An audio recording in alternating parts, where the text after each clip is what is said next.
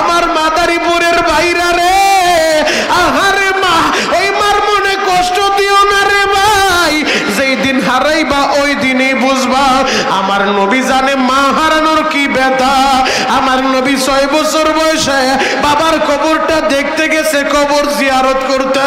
কবর জিয়ারত কইরা বাড়ি ফিরার পথে আবওয়া নামক জায়গার ভিতরে যখন আইছে, হঠাৎ কইরা মা আমেনার শরীরে প্রচন্ড জ্বর উইঠা গেছে। বাবার কবর দেখতে যায়, আজকে নবী মায়ের হারায় চিরয়েতি বয়া যাইব। আমার নবীর মা আমেনা জ্বর উইঠা গেছে শরীরে। আমেনা বলে, মোহাম্মদ রে, আমি মায়ের বুকে আয় রে বাবা, আমি মা মনে হয় বাড়ি ফিরা যাইতে পারবো না। 6 বছরের নবী আবার কান্দে আর বলে, মা গো, তুমি যদি না থাকো গো মা, আমি মোহাম্মদ রে কে খাবার খাওয়া দিব, আমি মোহাম্মদ রে কে গোসল করা দিব রে মা, তুমি যদি না থাকো গো মা, আমি মোহাম্মদ রে কে ঘুম পাড়া দিব গো মা। ও মা, আমি ডাক্তার নিয়ে আসি। আমি না বলে, মোহাম্মদ রে, দুনিয়ার ডাক্তারে কাজ হইব না, ও বাবা একটু অপেক্ষা করো, আমি মায়ের বুকে আসো, আমি মা শেষবারের মতো তোমারে দেখা যায়।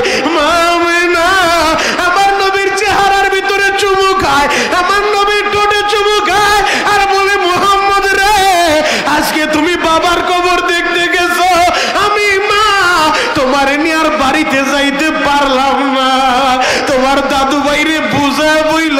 এই কথা বলতে বলতে 6 বছরের নবী আমার হঠাৎ করে নজর করে দেখে মা আমেনার কথা বলে না।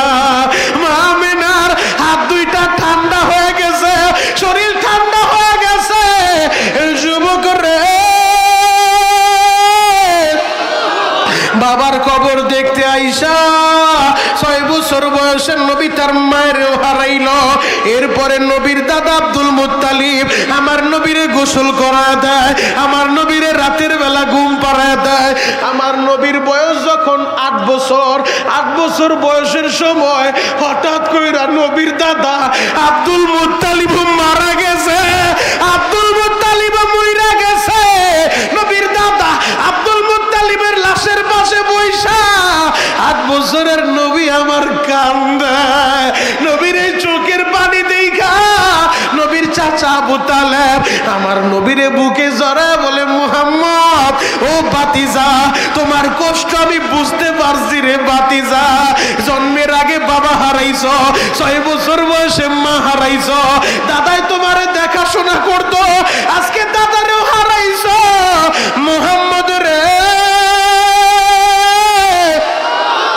আমি তোমার চাচা আবু তালেব বলে দিলাম, ও বাতিজা, আমি তোমারে ভালোবাসবো, আমি খাবার খাইলে তুমিও খাইবা, আমি তোমার জীবনটা দিয়া ভালোবাসবো। ও যুবক, আমার নবী ছিল এতিম, তোমরা যারা এতিম হইছো, ও এতিম সন্তানেরা ওই মার জন্য চিৎকার বাইরা কান মারুল, আল্লাহ আমার মায়েরে তুমি মাইরো না, মাইরো না, আল্লাহ আমার মার কবরে আযাব দিও না। যুবক রে, আরে মা কারে বলে রে ভাই? কয়েকদিন আগে মাদারীপুরের এক মা আমারে টেলিফোন কইরা চিৎকার মারে আর বলে, হুজুর আমার ছেলেটার জন্য দোয়া কইরে, আমার ছেলেটা ওই লিবিয়া দিয়া ইটালি যাইতে লইছে, আমার ছেলে ডুবিয়া মারা গেছে। আপনারা কি দেখেন নাই আমার এই মাদারীপুরের 10টা ছেলে ইটালি যাইতে যায়, আরে নদীর ভিতরে ডুইবা মারা গেল। যুবক ভাইরা রে, ওই প্রবাসীদের মনে কত জ্বালা জননী, ওই প্রবাসীর আয়নাঘরের মতোই ওদের কষ্ট, কারণ ওদের কাছে মা নাই, বাবা নাই। অনেক প্রবাসী প্রবাসে যাইয়া শেষ বিদায়টা মাইরে দিতেও পারে না, বাবার লাশটাও শেষবারের মতো দেখতে পারে না। তোমাদের যাদের সন্তান প্রবাসে আছে, তোমাদের যাদের ভাই ব্রাদার প্রবাসে আছে, ওদের জন্য দোয়া কইরো, আল্লাহ যেন ওই প্রবাসীদেরকে প্রবাসের বাড়িতে ভালো রাখে। এর যুবক, এই শাবানের চাঁদে আগামী সপ্তাহে তো রমজান আসতেছে, আজকের এই মাহফিলে বৈশা ওয়াদা কইরা যাইবা জীবনে আর নামাজ ছাড়বো না, রোজা ছাড়বো না, ইনশাআল্লাহ। কত গুনাহ তুমি করছো যুবক। আমি পায়ে হাত রাইখা বলে যাই, তোমার গুনাহ নদীর ফেনার পরিমাণ হইতে পারে, সমুদ্রের মতো হইতে পারে, পাহাড় পরিমাণ হইতে পারে। আমার আল্লাহর রহমত থেকে নৈরাশ হও না। লা তাকনাতু মির রাহমাতিল্লাহ, আল্লাহর রহমত থেকে নৈরাশ হওয়া যাবে না। কত গুনাহ তুমি করছো, চোখের পানি জড়ায় ডাকার মতো ডাক দিলে আমার আল্লাহ এখনই মাফ করে দিতে পারে। কথা বলেন ঠিক কিনা? সবাই হাত দুইটা উপরের দিকে উঠে আসামির মতো তওবা করার নিয়ত করে আল্লাহর একটা ডাক দেন তো, ইয়া আল্লাহ। আরো জোরে ডাক দেন, ডাক দেন, ডাক দেন, ডাক দেন, চিৎকার বাইরে ডাক দেন, ইয়া আল্লাহ। ও দয়ার আল্লাহ, এই মাদারীপুর সাগরকান্দির দিকে তাকা দেখেন, এই সরদারকান্দি দাখিল মাদ্রাসায় এই যুবকগুলা খাটে দিলে তওবা করলো, আর নামাজ ছাড়বো না, রোজা ছাড়বো না। আপনি এদেরকে ফিরা দিয়েন না, আপনি এদেরকে তাড়ায় দিয়েন না। নিজের হাতে বান্দা তুমি মাওলা বানায়া কেমনে দিবা জাহান্নামে ফালায়া, সকলের দরজা হইতে মাওলা ফিরিয়া বলেন না ভাই, আল্লাহ, ইয়া আল্লাহ। সকলের দরজা হইতে মাওলা ফিরিয়া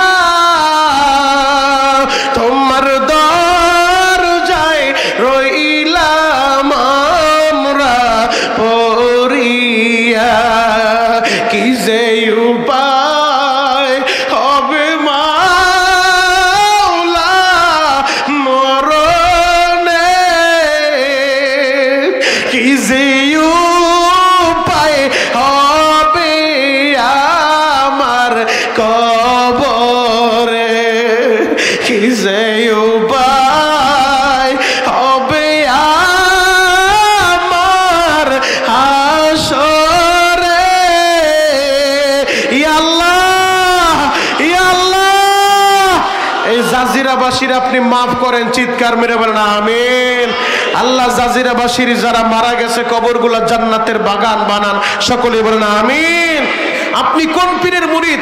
আপনার পীরে বাস দেওয়ার লাইগা আর কোন পীর আসমানে ভাসানোর লাইগা আমি আসি নাই। আমি শরীয়তপুরি টেকনাফ থেকে তেতুলিয়া সারা বাংলাদেশে ঘুরে ঘুরে একটা মেসেজ যুবকদেরকে দেই, যুবক তুমি কোন দলের নেতা আর কর্মী, কোন পীরের মুরিদ, এগুলা তোমার পরিচয় না। পরিচয় হবে আমাদের একটাই, আমরা এক আল্লাহর বান্দা আর এক নবীর উম্মত। কথা বলেন ঠিক কিনা? এটাই হবে আমাদের বড় পরিচয়। আমাদের আল্লাহ এক, আমাদের নবী এক, আমাদের কাবা এক, আমাদের কোরআন এক, আমাদের মদিনা এক। দল মত নির্বিশেষে দীপ্ত কণ্ঠ অঙ্গীকার করতে হবে, যতদিন বাঁচবো এ কোরআন নিয়ে আমরা বাঁচতে চাই, যতদিন বাঁচবো ইসলাম নিয়ে বাঁচতে চাই, যতদিন বাঁচবো বিশ্ব নবীর আদর্শ বুকে লালন করে বাঁচতে চাই। নবীর বিরুদ্ধে, ইসলামের বিরুদ্ধে, কোরআনের বিরুদ্ধে কোন নাস্তিক কথা বললে তখন আর দল দেখার টাইম নাই, ওর দাঁত ভাঙ্গা জবাব আমরা দিব। কথা বলেন ঠিক কিনা? রাজি আছেন না নাই? আরো জোরে বলেন রাজি আছেন না নাই? বাবা, তাহলে যেই কোরআন আল্লাহ আমাদেরকে দিছে, এই কোরআন এত দামি কিতাব, এই কিতাব যেই জায়গা লাগে ওই জায়গা দামি হয়ে যায়। এই কোরআন যেই সিনায় লাগে সিনা দামি হয়। এই কোরআন মাত্র 15 টাকা গজের একটা কাপড় গিলাপের সাথে লাগছে, গিলাপ দামি হয়েছে। এই কোরআন 30 টাকার রেহালের সাথে লাগছে, তো রেহালের দামি হয়ে গেছে, রেহালের দাম বাইরা গেছে। এই কোরআন রমজান মাসে নাজিল হয়েছে, তো রমজানের দাম আমার আল্লাহ বাড়ায় দিছে। যদি কোরআনে প্রশ্ন করেন, কোরআন বাড়ি কোথায়, কোন জায়গা থেকে তুমি আসলা, কোরআন আপনারে জানায় দিব। বাল হুয়া কুরআনুম মাজিদ ফি লাউহিম মাহফুজ। কোরআন বলবে বাড়ি আমার লাউহে মাহফুজে, আমি লাউহে মাহফুজ থেকে আসছি। আবার যদি পাল্টা প্রশ্ন করেন, কোরআন বুঝলাম বাড়ি তোমার লাউহে মাহফুজে, কোন মাসে তুমি দুনিয়া আসলা, কোরআন সেটাও আপনারে বলে দিবে। শাহরু রমাদানাল্লাযী উনজিলা ফীহিল কুরআন।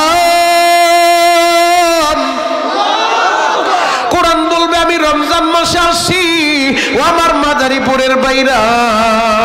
আবার পাল্টা প্রশ্ন যদি করেন, কোরআন রে বুঝলাম বাড়ি লাউহে মাহফুজে, আসছো তুমি রমজানে, ও কোরআন দিনে আইসো না রাতে আইসো, আমাদেরকে একটু বলো। সুপারের বলতে হবে না, এই কোরআনই আপনারে জানায় দিব ইন্না আনজালনাহু ফি লাইলাতিল কদর। কোরআন বলবো আমি কদরের রাত্রে আসি। আবার যদি পাল্টা প্রশ্ন করেন, কোরআন রে বুঝলাম বাড়ি লাউহে মাহফুজে, আসছো তুমি রমজানে, আসছো তুমি কদরের রাতে। ও কোরআন, যেই রাতে তুমি আইলা ওই রাতটার দাম কত আমাদেরকে একটু বলো। কোরআন আপনারে সেটাও বলবে লাইলাতুল কদরি খায়রুম মিন আলফি শাহর, হাজার মাসের চাইতেও শ্রেষ্ঠ। আবার যদি পাল্টা প্রশ্ন করেন, কোরআন রে যেই রাতে তুমি আইলা ওই রাতটা এত দামি হয়ে গেল, তাহলে যেই নবীর উপর আল্লাহ তোমারে নাজিল করলো ওই নবীর চরিত্রটা কেমন আমাদেরকে একটু বলো। কোরআন সেইটাও আপনারে শোনায় দিব। ওয়া ইন্নাকা লাআলা খুলুকিন আযীম, আমার নবী সুমহান চরিত্রের অধিকারী। ও আমার সর্দার কান্দির ভাইরা, ও আমার মাদারীপুরের ভাইরা, পায়ে হাত রেখে বলে যাই, তাহলে যতদিন বাঁচবো এই কোরআনের পক্ষে থাকার দরকার আছে না নাই? আরো জোরে বলতে হবে, আছে না নাই? আমরা এই কোরআনের পক্ষে থাকতে চাই, কোরআনের বিরুদ্ধে আমরা যাব না। বরং কোরআনের বিরুদ্ধে কেউ যদি কথা বলে, নবীর বিরুদ্ধে কথা বলে, ওরে আমরা ছেড়েও দিব না। কথা বলে ঠিক কিনা? এই কোরআন আজ থেকে ১৫০০ বছর আগে আমার আল্লাহ নাজিল করছে। এই ১৫০০ বছরের ভিতরে অনেক নাস্তিক আর মুরতাদের আবির্ভাব হয়েছে, অনেক বুদ্ধিজীবী আর পণ্ডিতের আবির্ভাব হয়েছে, যারা চেয়েছিল কোরআনের ভুল ধরবে, কোরআনের ভুল ধরে জাতির সামনে উপস্থাপন করবে। আজও পর্যন্ত এই কোরআনের একটা জের জবর নোক্তারও পরিবর্তন কেউ করতে পারছে? আরো জোরে বলেন। এই পৃথিবীর বইয়ের দোকানে আগুন লাগায় সব কোরআনের কপিগুলা জ্বালায় দিতে পারলেও এই কোরআনকে দুনিয়া থেকে বিদায় করা যাবে না। আজ থেকে ১৫০০ বছর আগে যে কোরআন নাজিল করছেন আমার আল্লাহ, সেই কোরআন আছে, কিয়ামত পর্যন্ত থাকবে। বরং সেই কোরআনের বিরোধিতা যারা করছে ওরা ইতিহাসের আস্থা করে নিক্ষিপ্ত হয়েছে। আবু জাহেল, উতবা, সাইবা, ওয়ালিদ ইবনে মুগীরা, আস ইবনে ওয়াইল সহ মক্কার বেঈমানগুলা যারা চেয়েছিল কোরআনের আলো নিভায়া দিবে, পারে নাই। কোরআন ছিল, কোরআন আছে, কোরআন থাকবে। আমরা সেই কোরআন নিয়ে বাঁচতে চাই, কোরআন নিয়ে মরতে চাই। কথা বলা ঠিক কিনা? এই কোরআনের ভুল ধরার জন্য অনেক বুদ্ধিজীবী বহুত গবেষণা করছে, বরংস কোরআনের ভুল ধরতে যায় কোরআনের আয়নায় নিজের জীবনের ভুল ধরা পইরা বহুত বিধর্মী কালিমা পইরা মুসলমান হয়েছে। কথা বলা ঠিক কিনা? এরকম একটা দুইটা না, অহরহর ইতিহাস আছে। জ্বলন্ত একটা প্রমাণ দিয়েই আমি আমার মূল আলোচনার দিকে ঢুকবো। একটা মাত্র আয়াত আপনাদের সামনে আমি তেলাওয়াত করছি, পবিত্র কোরআনের ৩ নম্বর পারার ১৩ নম্বর পৃষ্ঠা সূরাতুল আল ইমরানের ৩১ নম্বর আয়াতটা আপনাদের সামনে আমি তেলাওয়াত করছি। ওই এক আয়াতকে সামনে নিয়ে কথা বলবো। এর আগে আমি আপনাদেরকে শোনায়া যাইতে চাই, এই কোরআনের গবেষণা করতে যায়, এই কোরআনের ভুল ধরতে যায় বহুত বৈজ্ঞানিক কালিমা পইরা মুসলমান হয়ে গেছে। জ্বলন্ত একটা প্রমাণ আপনাদের সামনে আমি এখন তুলে ধরবো। আমাদের পাশের রাষ্ট্র ভারত, এই ভারতের ভিতরে একজন হিন্দু ছিল যার নাম ডক্টর শিবশঙ্কর মহারাজ। লক্ষ লক্ষ হিন্দুরা যারে দেবতা মানত, লক্ষ লক্ষ হিন্দুরা যার পায়ের সামনে মাথাটা নত কইরা দিত। 7টা ভাষায় যিনি ডক্টরের ডিগ্রি নিয়েছিলেন ডক্টর শিবশঙ্কর মহারাজ একদিন চিন্তা করতে লাগলেন, লক্ষ লক্ষ হিন্দুরা আমারে মানে, আমি যেমনে চলতে বলি এইভাবেই তারা চলে, আমার তো একটু গবেষণা কইরা দেখা দরকার আমার ধর্মের আদৌ বাস্তবতা আছে কিনা। তিনি তার সনাতন ধর্ম নিয়ে গবেষণা শুরু করলেন, আগামাতা খুঁজা পায় না। এবার তিনি খ্রিস্ট ধর্ম নিয়ে গবেষণা শুরু করলেন। দেখে ভারতের বাইবেল একরকম, আমেরিকারটা আরেক রকম, পাকিস্তানেরটা আরেক রকম। দেশ পরিবর্তন হইলে কিতাবের পরিবর্তন হয়ে যায়। ডক্টর সিদ্ধান্ত নিল দেশ পরিবর্তন হইলে যদি আসমানি কিতাবের পরিবর্তন হয়ে যায় এই ধর্ম সত্য ধর্ম হইতে পারে না। কথা বলা ঠিক কিনা? আমার মাদারীপুরের বাইরা রে,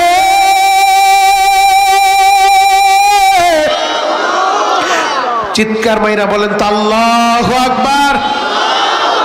আমি কোনো নেতা নেত্রীর নাম নিতে বলবো না, সুযোগ আইলে শুধু আল্লাহু আকবার বইলা আল্লাহরে খুশি করবেন। বলতে পারেন ও মনিরুল ইসলাম শরীয়তপুরি ভাই, আল্লাহু আকবার বইলা যদি কণ্ঠটা ফাইটা যায় 1 কাপ চা দিবেন।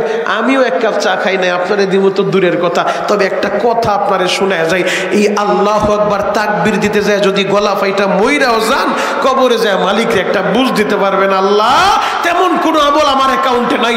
সরদারকান্দি দাখিল মাদ্রাসার মাহফিলে বৈশা তোমার নামের তাকবীর দিতে যায় আমার কণ্ঠটা ফাটাইছি, দাও না আমারে মাফ কইরা।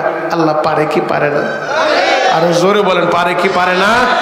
অবতাগু ইলাইহিল ওয়াসিলা, আমার আল্লাহ ওসিলা তালাশ করব, কোন ওসিলা দিয়া বান্দাটারে মাফ কইরা জান্নাত দেওয়া যায়। এ বান্দারে জাহান্নামে দেওয়ার লাগি আল্লাহ বানায় নাই, ওসিলা তালাশ করতে থাকবো।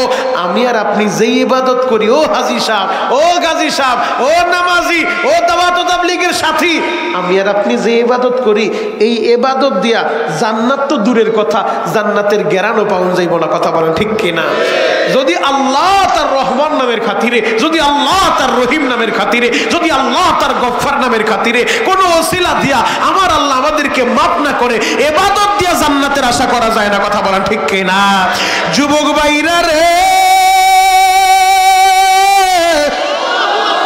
ডক্টর শিবশঙ্কর মহারাজ সিদ্ধান্ত নিয়ে নিল, আমি মুসলমানের ধর্মগ্রন্থ, ইসলামের ধর্মগ্রন্থ, ওই কোরআনটা নিয়ে আমি গবেষণা করতে চাই। এবার ডক্টর কোরআনটা হাতে নিয়া যখন এই কোরআনটা খুলছে, বাবা এই কোরআন যখন তেলাওয়াত শুরু করছে, এই কোরআনের শুরুতে আমার আল্লাহ চ্যালেঞ্জ দিয়া বলতেছে, যালিকাল কিতাবু লা রাইবা ফি, আমার এই কিতাবে কোনো ভুল নাই, ভুল নাই, আমার এই কিতাবের ভিতরে কোনো সন্দেহ নাই। আমার মাদারীপুরের ভাইরা, আমার সরদারকান্দির ভাইরা, এ পৃথিবীর বুকে যত লিখনি আছে, সব লিখনির শুরুতে অথবা শেষে লেখক লেখা দেয়, আমার এই কিতাবের ভিতরে যদি কোনো ভুল ত্রুটি দৃষ্টিগোচর হয় অনুগ্রহ করে জানাবেন, পরবর্তী সংস্কারে সংশোধন করে দিব। কিন্তু মুসলমানের ধর্মগ্রন্থ এই কোরআন, এই কোরআনের ভিতরে আমার আল্লাহ শুরুতে চ্যালেঞ্জ লাগায় বলছে, আমার কিতাবের ভিতরে কোনো ভুলও নাই, কোনো সন্দেহ নাই। আল্লাহু আকবার, আরো জোরে বলেন আল্লাহু আকবার। ভুলও নাই, সন্দেহ নাই, তাও যেমন তেমন বাসায় কয় নাই, চ্যালেঞ্জ কইরা কইছে। এবার ডক্টরের তো মাথা ঘুরে গেছে, এটা কেমন কিতাব? শুরুতেই চ্যালেঞ্জ দিয়া বলতেছে আমার কিতাবে ভুলও নাই, সন্দেহ নাই।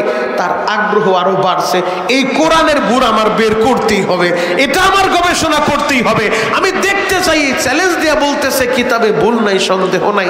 এবার ডক্টর কোরআন তেলাওয়াত করা শুরু কইরা দিছে। আমি আপনাদের কাছে জানতে চাই, এই কোরআন তেলাওয়াতের মজা আছে না নাই? আরে জোরে বলেন। যেখানে যারা মুরব্বী বাপ আছেন, আমি আমার বাপদের কাছে জিজ্ঞেস করি, এখানে অনেকে আছেন 60 বছর যাবত নামাজ পড়েন, অনেকে আছেন 70 বছর যাবত নামাজ পড়েন, অনেকে আছেন 30 বছর যাবত নামাজ পড়েন। প্রতিদিন 5 ওয়াক্ত নামাজের প্রতি রাকাতে একটা সূরা আমরা পড়ি, যে সূরার নাম সূরাতুল ফাতিহা, আলহামদু সূরা। আমি জিজ্ঞেস করতে চাই, 60 বছর, 70 বছর, 30 বছর যারা নামাজ পড়তেছেন, এই 30 বছরের ভিতরে, 60 বছরের ভিতরে সূরাতুল ফাতিহা যে আপনি প্রতি রাকাতে পড়তেছেন 5 ওয়াক্ত নামাজের, আজও পর্যন্ত খারাপ লাগছে? আরো জোরে বলেন। এই সরদারকান্দি দাখিল মাদ্রাসা মসজিদের ইমাম সাহেবের পিছনে কিছুক্ষণ আগে এশারের নামাজ পড়লেন, ইমাম সাহেব তেলাওয়াত করছে, সূরাতুল ফাতিহা তেলাওয়াত করছে, ভিন্ন রকম একটা মজা লাগছে। আর একটু কষ্ট করে মডেল মসজিদে চলে যান, ওই মডেল মসজিদের ইমাম তেলাওয়াত করবে, ভিন্ন আরেকটু মজা লাগবে। আর একটু কষ্ট করে 250 টাকার একটা টিকিট কাইটা আপনি সার্বিক বাসে ওইটা চইলা যান, ওই ঢাকার ভিতরে বাইতুল মুকাররম যা, বাইতুল মুকাররমের মসজিদের ইমামের পিছনে এক ওয়াক্ত নামাজ পড়েন, মাগরিবের নামাজ, এশারের নামাজ, ফজরের নামাজ, দেখবেন বাইতুল মুকাররমের ইমাম যখন সূরাতুল ফাতিহা তেলাওয়াত করে ভিন্ন রকম আর একটু মজা লাগে। কথা বলেন ঠিক কিনা? যারা হজে গেছেন, এই জায়গায় যারা হাজী সাহেব আছেন, হাজীদের কাছে জিজ্ঞেস করেন, খানায় কাবার প্রধান ইমাম শায়েখ সুদাইসি যখন নামাজের ভিতরে তেলাওয়াত করে, মনে হয় যেন আল্লাহ কোরআনটা নাজিল করতেছে। আল্লাহু আকবার। তার মানে কণ্ঠ পরিবর্তন হইলে তেলাওয়াতের মজা আরো বাড়তে থাকে, কারি সাহেব পরিবর্তন হয়, তেলাওয়াতের মজা লাগে। এক এক কারির মুখে এক এক রকম মজা, এক এক বক্তার মুখে এক এক রকম মজা। এই কোরআন যতই পড়ে ততই মজা লাগে, খারাপ লাগে না। ডক্টর যখন কোরআন তেলাওয়াত শুরু করছে, কোরআনের মজা তো আল্লাহ তার দিলে ঢুকায় দিছে। আল্লাহু আকবার। এবার ডক্টর পবিত্র কোরআন 30 পারা কোরআন তেলাওয়াত কইরা। ডক্টর দেখে আমার আল্লাহর কথাই সত্য, এই কোরআনে কোনো ভুল নাই, এই কোরআনের ভিতরে কোনো সন্দেহ নাই। আমার মাদারীপুরের বাইরা রে, কোরআনের মজা পাইয়া এবার কোরআনটা নিয়ে ডক্টর বাড়িতে চইলা গেছে। ঘরের ভিতরে গোপনে কোরআনটা রাইখা তার বিবিরে ডাক মারছে, বিবি রে আমার কাছে তাড়াতাড়ি আসো। বিবি বলে, স্বামী গো কি হইল আবার? ও বিবি তোমার একটা কথা বলবো, আমার কথাটা রাখতে হবে। বলে, স্বামী এমন করে কেন বলছেন, কি বলবেন তাড়াতাড়ি বলেন। বলে, আজকে রাত্রে তুমি একটু আলাদা রুমে ঘুমাইতে যাইবা। বিবি বলে, এটা কেমন কথা, কোনোদিন আমার সারা ঘুমান না, আজকে আবার আলাদা রুমে ঘুমামো কেন? বলে, বিবি রে আমার ব্যক্তিগত কিছু কাজ আছে, তুই একটু আজকে আলাদা রুমের ভিতরে ঘুমা। বিবিরে তো আর বলতে পারে না যে আমি কোরআনের মজা পাইছি, মুসলমানের ধর্মগ্রন্থ ওই কোরআনের মজা আমি পাইছি, গোপনে কোরআন তেলাওয়াত করবো। বিবি যদি জানে আমার স্বামী কোরআন তেলাওয়াত করে, আর এই কথা যদি এলাকার মানুষের বইলা দেয়, লক্ষ লক্ষ হিন্দুরা যারে দেবতা মানে তারে আর এলাকায় থাকতে দিব না। কথা বলে ঠিক কিনা? এবার বিবিরে বলে, বিবি রে আজকে রাত্রিবেলা আলাদা রুমে চইলা যাও, আমার একটু একা থাকতে দাও রে বিবি, আমার ব্যক্তিগত কিছু কাজ আছে। বিবির আলাদা রুমে পাঠাইয়া ডক্টর ঘরের দরজাটা লাগা দিছে। বাবা আমার সর্দার কান্দির বাইরা ঘরের দরজাটা লাগাইয়া পবিত্র বিছানা বিছাইয়া আল্লাহর কোরআন হাতে নিয়া ডক্টর বৈশা গেছে। ডক্টর এবার কোরআন তেলাওয়াত শুরু করছে। যতই পড়ে ততই মজা লাগে, এই কোরআন যত তেলাওয়াত করে ততই মজা লাগে। নিজের অজান্তেই চোখ দিয়া পানিগুলা ঝরে। ডক্টর বলে, আমি তো কাঁদি না, কে যেন আমারে কাঁদাইতাছে। এই কোরআন যতই পড়ি ততই মজা লাগে। কিছু সময় কোরআন পড়ে আবার কোরআনটা বন্ধ কইরা হাত দুইটা উপরের দিকে উঠাইয়া ডক্টর বলে, মালিক রে ও মুসলমানের খোদা, কিভাবে তোমারে ডাকতে হয় আমি জানি না, জানি না, তুমি আমারে একটা রাস্তা দেখা দাও, আমি তোমারে পাইতে চাই, কিভাবে তোমারে ডাকলে আমি তোমারে পাবো রে আল্লাহ, আমার রাস্তা দেখা দাও, আমি তো রাস্তাটা চিনি না। আবার তেলাওয়াত করে আবার আল্লাহরে ডাকতে থাকে। এবার তেলাওয়াত করতে করতে কোরআনের এই আয়াতটা যখন পায়া গেছে, আমার আল্লাহ বলে, উদউনি আস্তাজিব লাকুম। এ বান্দা আমি আল্লাহরে ডাক দিবি, আমি আল্লাহরে ডাকটা দিতে দেরি, আমি কিন্তু জবাব দিতে দেরি করব না।